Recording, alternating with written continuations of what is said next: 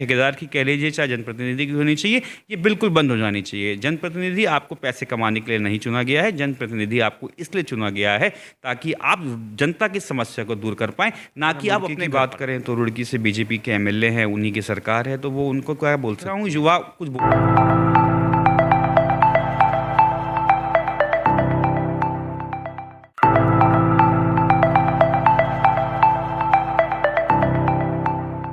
नमस्कार, स्वागत है आपका दृश्य न्यूज उत्तराखंड में। मैं आपके साथ संदीप पुरवाल।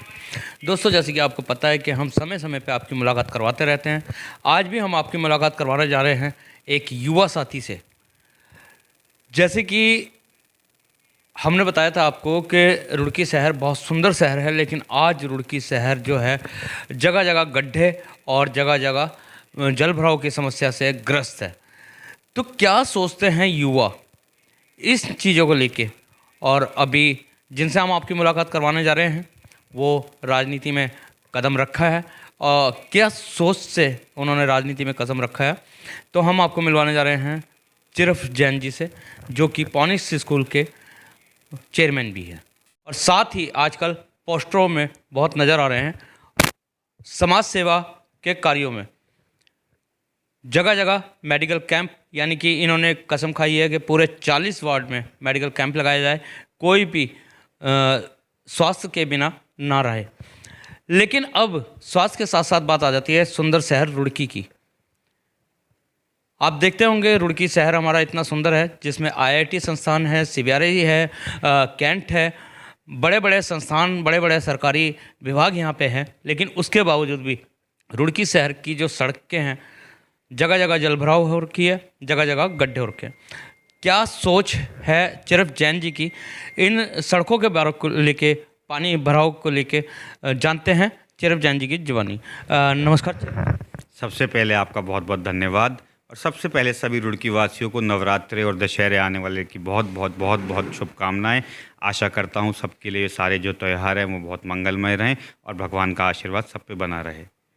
अब जैसे कि आपने बात करी है रुड़की के इंफ्रास्ट्रक्चर की, मेन जो आपने आज बात करी है, जिसमें रोडों में गड्ढे हैं और भी कई प्रकार की समस्याएं हैं। जैसे हर साल जल भराव की समस्या झेलनी पड़ती है। जैसे जो हमारे रुड़की को आगे टच अपना शेरपुर से टच करता है, वो जो पुल है वो 2 साल से बंद पड़ा है, हैवी व्हीकल क्रॉस नहीं कर पा रहे हैं। सारे स्कूल हमारे उस तरफ हैं, बच्चों को स्कूल जाने में कितनी दिक्कत हो रही है। तो इस बारे में मेरा यही कहना है कि जो हमारे जनप्रतिनिधि हैं, ये उनका दायित्व बनता है कि शहर की जनता को जो ये बेसिक नेसेसिटीज़ हैं, ये कोई लग्जरी नहीं है, ये बेसिक नेसेसिटीज़ हैं, इससे मुहैया कराना उनका सबसे पहला कर्तव्य है। अगर सड़कों में गड्ढे हैं, बाइक वाले गिरेंगे, छोटे छोटे बच्चे साइकिलों पे जाते हैं, मैंने उनको गिरते हुए देखा है। कई बार महिलाओं को मैंने देखा है, वो बेचारी गड्ढे में आती हैं, गिरती हैं। और कई गड्ढे तो ऐसे हो गए हैं कि शायद अगर उस बरसातों में उसमें पानी भर जाए और कोई गिर जाए तो वो उसको अपनी जान देनी पड़ेगी, जान से हाथ धोना पड़ेगा। तो ये जनप्रतिनिधियों का कर्तव्य बनता है कि वह एक ऐसा इंफ्रास्ट्रक्चर तैयार करके दें, जो बहुत बेसिक इंफ्रास्ट्रक्चर की मैं बात कर रहा हूँ, ताकि कम से कम जो लोग सड़कों पर अपना वाहन चला रहे हैं उनको ऐसे गड्ढों का सामना ना करना पड़े और कोई दुर्घटना ना हो। इसके बाद हम बात करते हैं अगर जल भराव की। जल भराव हर साल रुड़की की बहुत बड़ी एक समस्या के रूप में निकल के आता है। ये मैं कम से कम, मैं अभी मेरी उम्र ज़्यादा नहीं है, लेकिन 15 साल से तो मैं देख रहा हूँ कि जल भराव की समस्या रेगुलर बढ़ी हुई है। इस पर किसी ने ध्यान ही नहीं दिया है। जो जनप्रतिनिधि आए, मेरा मानना ये है कि किसी ने इस पर ध्यान नहीं दिया। सब केवल वोटों की राजनीति करते रहे, सब केवल इस चक्कर में लगे रहे कि हमने अगला चुनाव कैसे जीतना है। जबकि जितना मैंने अध्ययन किया है, जो विधायक नीति आती है या फिर जो भी मेयर निगम में नीतियाँ आती है, उसका सबसे पहला जो पार्ट है वो जाना चाहिए रिसर्च पे। हमारे पास सीबीआरआई जैसी बॉडी है, आईआईटी जैसी बॉडी है, और हम और भी बॉडियों को बाहर से इस्तेमाल कर सकते हैं। सबसे पहले हमें रिसर्च करवानी चाहिए कि जल भराव की एक्चुअल समस्या क्या है। इसमें बाहर बहुत अच्छी अच्छी एजेंसीज हैं जिनकी मेरा खुद उनसे बातचीत चल रही है, और खुद बहुत जल्दी मैं उनसे एक अपने पर्सनल लेवल पर, किसी गवर्नमेंट की सहायता से नहीं, अपने पर्सनल लेवल पर पूरे रुड़की का एक सर्वे करवाऊंगा।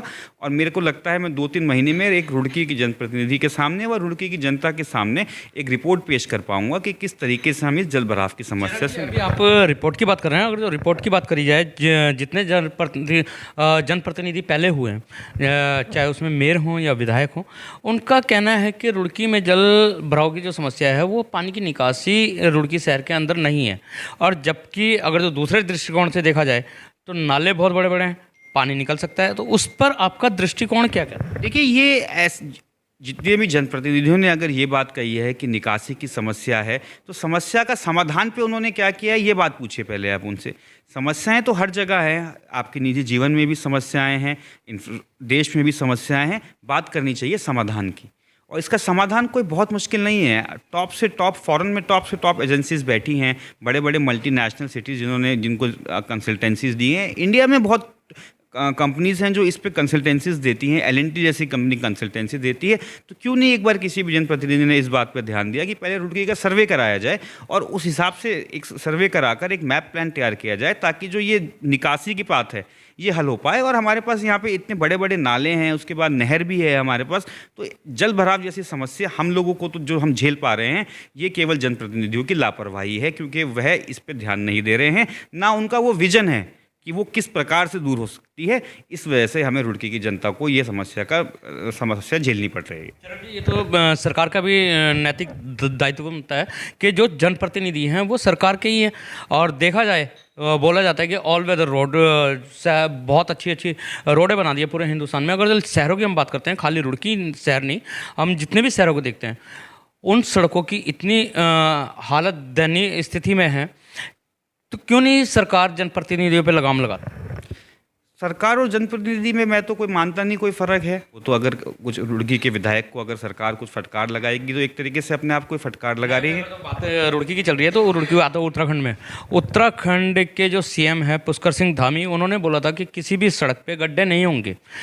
जब ये बोला गया है तो जनप्रतिनिधि उन्हीं के हैं, MLA मुखिया तो मुख्यमंत्री है ना, क्यों नहीं MLA को बोलते, क्यों नहीं ये गड्ढे की समस्या? देखिए, कहने और करने में बहुत फ़र्क होता है। मैं ये बात कोई पुष्कर सिंह धामी जी के लिए या बीजेपी के लिए या रुड़की के जो माननीय विधायक है उनके लिए नहीं, हर पार्टी के लिए मैं कह रहा हूँ। कल को कांग्रेस हो सकता है सरकार में आए, हो सकता है कांग्रेस के प्रतिनिधि रहे यहाँ पे। ये सिचुएशन ऐसे ही रहने वाली है जब तक आदमी अपने मन से नहीं सोचेगा कि हमें रुड़की के लिए कुछ करना है, या जिस भी शहर का वो नेतृत्व कर रहे हैं उस शहर के लिए कुछ करना है। जब तक वो अपने पर्सनल गेन्स में लगा रहेगा, केवल इस राजनीति में लगा रहेगा कि किस तरीके से मैं अगला चुनाव जीतूँ, कभी भी शहर का विकास नहीं हो सकता। चिरप जी, अभी जैसे आपके पोस्टर भी बन रहे हैं और जगह जगह जनसेवा भी आप कर रहे हैं, यदि आपको रुड़की की जनता मेयर रूप में देखती है, मेयर बन भी जाते हैं, तो किस तरीके से आपका रहेगा कि रुड़की की इन जो समस्याएं की हम बात कर रहे हैं ये दूर हो? सबसे पहला तो जो मैंने मैंने पहले ही बताया, मेरी ऑलरेडी एजेंसी से बात चल रही है और 2-3 महीने में मेरे को लगता है कि शायद मैं इसको 2-3 महीने तो कम टाइम बोल दिया मैंने, 6 महीने में मैं एक रिपोर्ट, अगर मैं कुछ नहीं भी बनता तभी मैं एक सर्वे करा के एक रिपोर्ट अपने बलबूते पर ये रुड़की के सामने ज़रूर पेश करूंगा कि जल भराव की समस्या कैसे दूर करी जा सकती है। इसके उपरांत जो आपने जल भराव वाली बात हो गई, सड़कों की तो कोई जो दयनीय हालत है उसके लिए तो मतलब आपको कुछ करना भी नहीं है, जितनी आपके पास नीतियाँ होती हैं आप उसी से सड़कों की हालत ठीक कर सकते हैं, परंतु आपकी मंशा ठीक होनी चाहिए। इसके बाद एक तीसरी बात आती है, जो सरकारी स्कूल चल रहे हैं यहाँ पे, उसके लिए मैंने अभी आज ही मेरी बात हुई है, मैंने आज ही एक RTI लगाई है। सैलरी जा रही है वहाँ पे 6-6, 7-7 लाख रुपये महीना, बच्चे पढ़ रहे हैं वहाँ पे 20-20, तो ऐसे स्कूलों को क्या फ़ायदा है? क्यों ना उन स्कूल्स को सबको मर्ज कर दिया जाए। तो इन सब उसके अरे एक बहुत महत्वपूर्ण मुद्दे पर भी मैं आपसे बात करना चाहूँगा। मैं अभी कुछ टाइम पहले मैं गया था इंदौर, जो पूरे इंडिया का सबसे क्लीनेस्ट सिटी माना जाता है। तो मैं वहाँ के मेयर से मिलकर आया, उनसे मैंने बात करी कि आपने क्या मॉडल अपना रखा है ऐसा। तो वो कुछ व्यस्तता के कारण मुझे ज़्यादा समय नहीं दे पाए, लेकिन अगले 2 महीनों में मैं उनसे समय लेकर उनके पास जाऊंगा और उनका मॉडल समझ के आऊँगा। जनप्रतिनिधि को सबसे पहले ये चाहिए कि वह नॉलेज गेन करे। अगर कहीं पर कुछ अच्छा हो रहा है तो उस मॉडल को अपने यहाँ अपनाएं, तभी तो आप अपने शहर का विकास कर पाएंगे। लेकिन जितने जनप्रतिनिधि अभी तक रुड़की में आए हैं, मैं देख रहा हूँ उनका किसी का ये विजन नहीं रहा है। हर कोई केवल राजनीति, अपनी पॉलिटिकल राजनीति करता आ रहा है। रुड़की की जनता की जो बेसिक समस्याएं हैं उनको हल करने का जो तरीका होना चाहिए वो उनको पता ही नहीं है कि क्या तरीका होना चाहिए। आप जाइए, आप इंदौर क्यों नहीं जा रहे हैं? इंदौर क्लीनेस्ट सिटी है, वो क्लीनेस्ट सिटी कैसे बन गया इतनी पॉपुलेशन के बावजूद भी? वहाँ पे रात रात भर दुकानें खुलती हैं, और मैं खुद वहाँ की फूड मार्केट में गया हूँ, रात को 4 बजे गया हूँ, फूड मार्केट लगी हुई है और सुबह ऐसा लगता है कि जैसे यहाँ रात को कुछ हुआ ही ना हो। तो आप ऐसे ऐसे मॉडल्स को क्यों नहीं स्टडी करते हैं? आपको सरकार सारी फैसिलिटीज़ देती है, आपको इतने इतने अलाउंसेस देती है, जब भी कोई आपकी भत्ते बढ़ने की बात होती है वो आप एक मिनट में आप लेजिस्लेशन में पास कर देते हैं या विधानसभा में पास कर देते हैं। जनता के लिए कोई काम होता है उसके लिए आपके पास बजट नहीं होता। तो ये तो जनता के साथ अन्याय हो रहा है। जनता के पैसे से ही आप विधायक बने हैं, जनता के पैसे से ही आप सरकार चला रहे हैं, और वो सारा पैसा मेरा ये मानना है कि जनता के लिए ही लगना चाहिए। उसमें जो ये कमीशनबाजी होती है, चाहे ठेके, तो ये सब अगर इस तरीके के राजनेता हमारे बीच होंगे, जिनको एजुकेशन हो, जिनका एक विजन हो, जिनको तरीके पता हों कि किस तरीके से हम जनता की समस्याओं को दूर कर सकते हैं, तो मेरा मानना है कि रुड़की बहुत जल्द ही एक अच्छे रुड़की की गिनती एक इंडिया के बहुत अच्छे शहरों में होगी। और एक सिविल लाइन की अगर हम बात करें, मैं अभी आपको मैं गैंगटॉक गया था, वहाँ पे एमजी रोड करके एक रोड है जो one of the cleanest road मानी जाती है। तो क्यों नहीं हमारी सिविल लाइन वैसी एक रोड बन सकती? क्यों नहीं हम यहाँ पे एक मल्टी लेवल पार्किंग बनाते? किसी ने क्योंकि सोचा ही नहीं है इसके बारे में। क्यों नहीं हम सिविल लाइन में मल्टी लेवल पार्किंग बना के उसको एक बिल्कुल एमजी रोड की तरह, मॉल रोड की तरह बनाएं, ताकि लोगों को वहाँ घूमने में भी अच्छा लगे और रुड़की का नाम पूरे इंडिया में पहुँचे, पूरे वर्ल्ड में पहुँचे कि ऐसी कोई शहर है जहाँ पे लोग घूमने आए। अभी आप रुड़की के नाम से केवल एक नाम से जानता है, रुड़की IIT, और रुड़की को किसी नाम से नहीं जाना जाता। क्यों? ऐसा क्यों है? इतने साल हो गए, 2002 में यहाँ पहले चुनाव हुए थे, आज 2024 हो गया है, 22 साल हो चुके हैं। तो क्यों रुड़की में ऐसा कुछ काम नहीं हुआ कि रुड़की का नाम IIT के अलावा भी किसी और चीज़ में लिया जाए? ये सब जनप्रतिनिधियों का दायित्व है कि वे अपना दिमाग यूज़ करें, अपना विजन लाएं, और ज़रूरत पड़ने पर बाहर की एजेंसियों से, जो उनसे ज़्यादा विद्वान हैं, उनसे सहायता लेके रुड़की की जनता के लिए बेस्ट से बेस्ट काम करें। अच्छा, जनप्रतिनिधियों की तो बात हो रही है यहाँ पे, लेकिन नगर निगम जैसा अभी मेयर नहीं है, लेकिन नगर निगम में शासन अधिकारी मेयर की भूमिका निभा रहे हैं। वो तो सोच सकते हैं, क्योंकि नगर निगम का दायित्व है शहर की सुंदरता बनाने में। बिल्कुल, नगर निगम का दायित्व बिल्कुल शहर की सुंदरता और शहर की जो बेसिक नेसेसिटीज हैं उसको दूर करने के लिए है। अभी ये हमारे यहाँ कोई मेयर नहीं है, दुर्भाग्यपूर्ण है, ये भी बहुत दुर्भाग्यपूर्ण है। तो मेरा मानना ये है कि एक तरीके से सरकार चला रही है इसको, तो ये अभी सरकार का डायरेक्ट दायित्व बनता है कि रुड़की की जो बेसिक नेसेसिटीज़ हैं उनको दूर करें। सड़कों पे इतने गड्ढे हो रहे हैं, रोज़ के यहाँ एक्सीडेंट हो रहे हैं, तो इसकी जिम्मेदार कहीं ना कहीं सरकार है। और ये मैं केवल बीजेपी की आलोचना नहीं कर रहा हूँ, कांग्रेस होती शायद वो भी यही करती।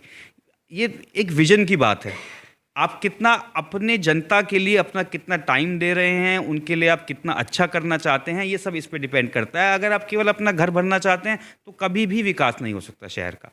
और जहाँ तक ग्रीनरी की बात है, हमारे पास रुड़की में किसी चीज़ की कमी नहीं है। हमारे पास IIT है, हमारे पास CBRI है, मतलब we have everything that a city requires, but किसी के पास विजन नहीं है। वो विजन चाहिए, वो मेहनत चाहिए, वो लगन चाहिए, तभी इस रुड़की का कुछ हो पाएगा। विजन की अगर जो बात चल रही है, विजन में युवा जो है सबसे आगे बढ़ चढ़ कर भूमिका निभा रहा है विजन को लेकर।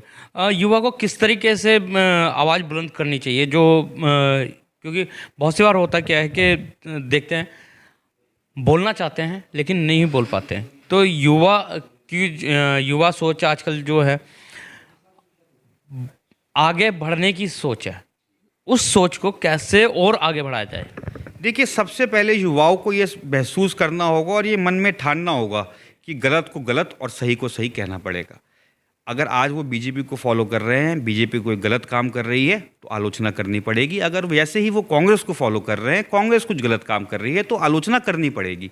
आलोचना करना हमारा अधिकार है। हमने राजनेता चुन के भेजे हैं, वो अपने बलबूते पर नहीं भेजे हैं, हमने चुना है उनको, युवाओं ने चुना है, जनता ने चुना है, तो उनकी आलोचना भी करनी चाहिए। अगर वो कुछ गलत कर रहे हैं, ये नहीं होना चाहिए कि हाँ ये मैं इस पार्टी से एसोसिएटेड हूँ तो ये कुछ गलत ही नहीं कर रही। हर पार्टी में कुछ अच्छा है, हर पार्टी में कुछ बुरा है, हर नेता में कुछ अच्छा है, हर नेता में कुछ बुरा है। नेता की लेकिन जो बुराई है वो उस तक पहुँचानी बहुत ज़रूरी है ताकि वो उसमें सुधार कर पाए।